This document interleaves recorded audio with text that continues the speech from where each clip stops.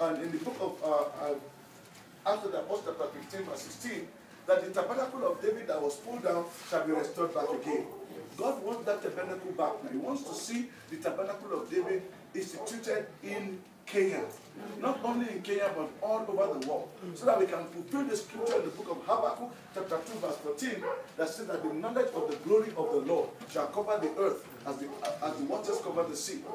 So just like this lake here in Kisumu, starts in Kisumu and flows through Kenya to Tanzania, to Uganda, amen? To Sudan, and then to Egypt, and becomes Nile River. Just in that small place it started, it gets getting wider and wider and become a huge water. So God is going to use Kenya as a springboard to fan the flame of this revival of worship across the nations of the earth. So that is what God is calling us into, and has asked me to come and raise for him an army. And I need some men today and women that can say, yes, Lord, I want to join the praise army for God. I want to be one of those that is going to make sure that in this particular region where I am, the glory of the Lord descends. Amen. The glory of the Lord comes down. Amen. When that glory comes down, it will bring healing. Yes. When that glory comes down, it will bring peace. Yes. El Shabaab will become a thing of the past. Yes. Terrorism will be changed. Yes. Terrorism will be exchanged for tourism. So instead of terrorism, we shall have tourism. Amen. And then the economy shall be healed. Amen. And the glory of the Lord shall fill all the places. Amen. And life will take the place of death. Amen. Sorrow will be exchanged for joy. Amen. And peace will be exchanged for trouble. Amen. That's what God wants to do in our lives. And God wants to heal our families. Divorces will become a thing of the past. God will hold families together. Because the rate of divorce in Kenya right now is going so high. And God said that should not be the case. Corruption will be wiped away from this country. Amen. Because when you look at the church, and the way the church is the way the nation is. If there's corruption in the nation, it means there's corruption in the church. And God says that he wants to wipe away that, so that the people that he's going to make, right now, the people whose heart are devoted to him in righteousness, so they can reflect that same light to the world. And the world can copy how the church is and become righteous as well. Amen. So those are the things that God has asked us to do, that we should set up this tabernacle and raise a praise army for him. So in this area too, we need to have a tabernacle where 24 hours worship goes on. You know how David did it? David got 288 men and divided to 12 in the council. And so they voted, and then they took 1 hour each. And then round the clock, each hour, if I'm 10 o'clock in the morning, every 10 o'clock for the rest of my life, I worship God 10 to 11. Then if you are 11, then you take 11 to 12. If she's 12, from 12 to 1. If she's 1, he's 1, then from 1 to 2. And then it went on like that. And they were able to put that worship going on 24/7. And it was not difficult for that to be accomplished. Now we have more than 24 people here today. So if each of us take an hour, I already take like 4 o'clock to 5 a.m. every day. I do 4 o'clock, 5 to 5 a.m. every day to worship the Lord. No matter what I'm doing, no matter how tired I am, I wake up at 2 a.m. and I begin to prepare myself. By 4 a.m. I'm ready, and then I do my worship till 5 a.m.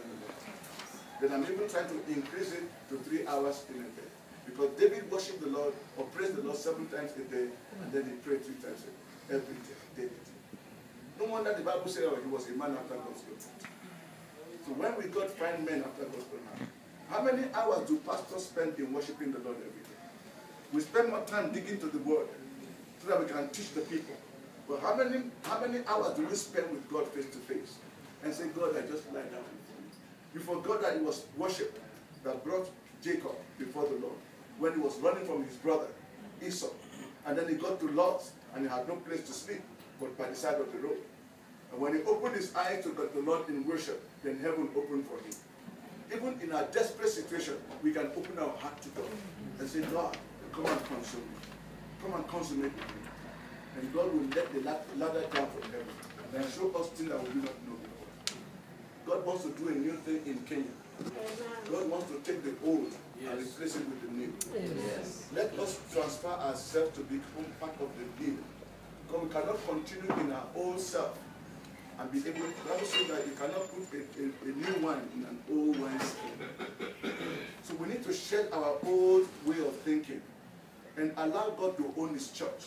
Many of us are ordinary members. We cannot relate together because the church is mine. The members are mine. The offering is mine. The tithe is mine. So when you God gets to his church, then you are my enemy. You must not go there. So all these things, we are claiming these things that are not ours for us. The sheep belong to Jesus. Yes. Us as well. Amen. Because there's no unity in the church. There's no unity among the tribes. The Kikuyus, they can't relate with the Luos. And so it goes, everybody's keeping to himself. And it's not making the glory of God to come down in his fullness. So God said we need to tear down those walls of division. Christ said something, all those that the Father has given to me, nobody can take them, snatch them away from me. Whoever God has given to you to be a member of your church, he can't stray away to another person. But we fight over these things. We close our hearts and get hot against each other because of membership.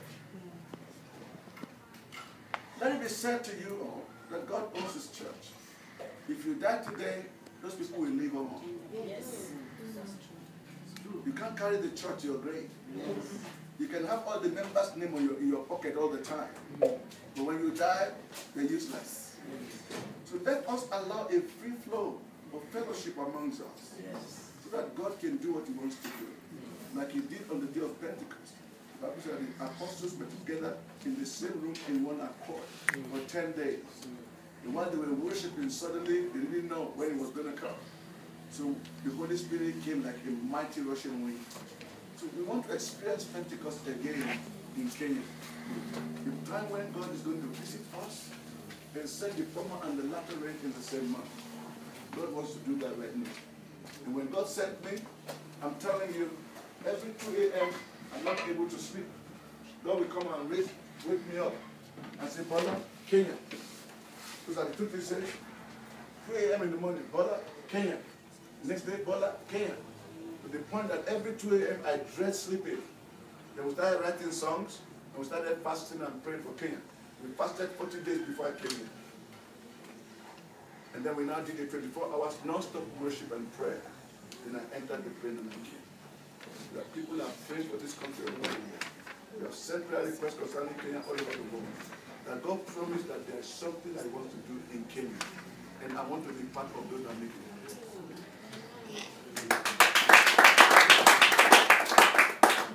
So it's costly. It's going to cost us something. But you know what? The Bible says that God is not unjust to forget our neighbor. Whatever a man sows, that is what's good. What we are sowing right now is for our children and for our children's children. What legacy are we going to leave behind for our children when we are gone? David left us with the book of Psalms. He left us with a structure to worship God. What are we going to leave for the coming generation? That's the question. So God says he's calling Kenya to the lifestyle of worship, 21st century. Can I find people in the house today that can say, I want to enlist to take an hour? And we can, under supervision of Pastor Susan, we can register and then we make a training available because I'm going to come back to do a massive training for pastors. I don't want pastors to be led behind because listen to this, music is not just for musicians. Because we have left this department to some young boys and think that is it. If there's going to be national deliverance, then pastors need to take their trumpets and learn how to play trumpet. Yes. Because when God brought down the wall of Jericho, it wasn't just little boys that were playing trumpet. There were priests that were blowing the trumpet. 7 priests who were playing music before the Lord. It's a priestly ministry. But today we are so complacent. We are so satisfied with preaching and then teaching.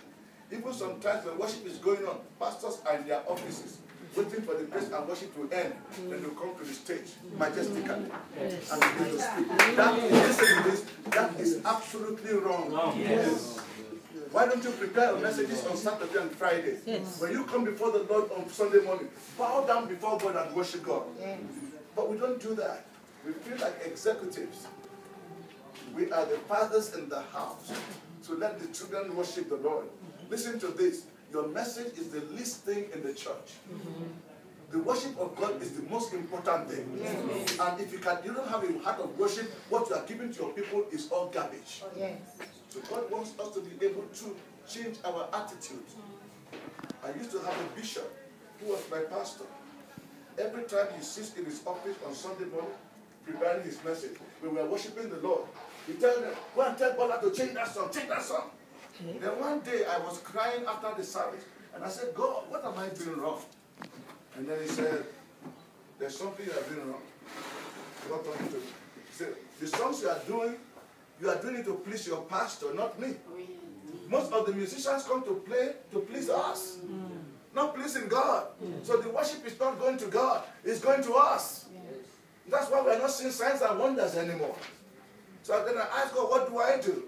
And God says, well, what you need to do, I want you to, from now, or every Friday, fast for all your choir members. Everyone in the choir, fast and pray for them. On Saturday, fast and pray for your pastor. Then on Sunday, fast and wait upon me for your ministry. I will give you songs from heaven. Amen. So we need to bring our worship leaders to come and know exactly. I was the Banki's worship director in Nigeria. I was the first worship director for Winners Chapel when it started in 1983. So God has taken us a distance. And the church needs to repent because we have taken the place of God and we are sharing in God's glory. And God is not happy. So when I began to please God with my worship, God began to give us songs from heaven. I never even told my pastor that I was fasting and praying for him. I never, up till today. You know what happened? When we begin to now worship and sing the song that God has given to us from heaven, my pastor will leave his office and come to join us without anybody telling him, and then he will join us in worship because God was now giving us the song directly from heaven. Okay? So now what happened was, as we were doing those songs, my pastor was receiving message from God. Amen. To preach in the service. Amen. And then when he started preaching, he said, when they were singing that song, then the Lord just gave me this message. I didn't prepare for it before. This is the note of what I prepared for, but God said, no, not that one. But the song that the praise team was singing was what brought the revelation. And while he's preaching the message, I'm writing a hymn from this message. So we became like, we can't do with each other.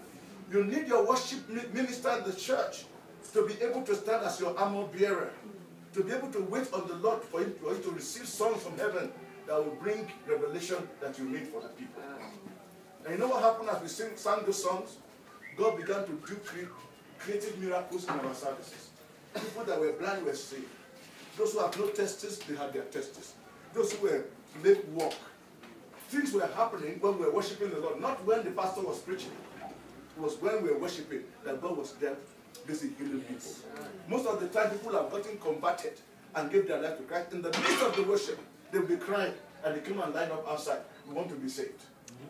If we really and truly reveal who Christ is to the world, God will come to him.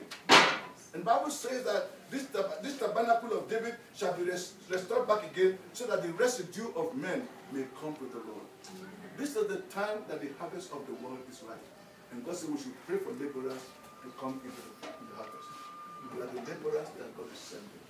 And today I need at least 24 men and women that can say, I want to join the praise army.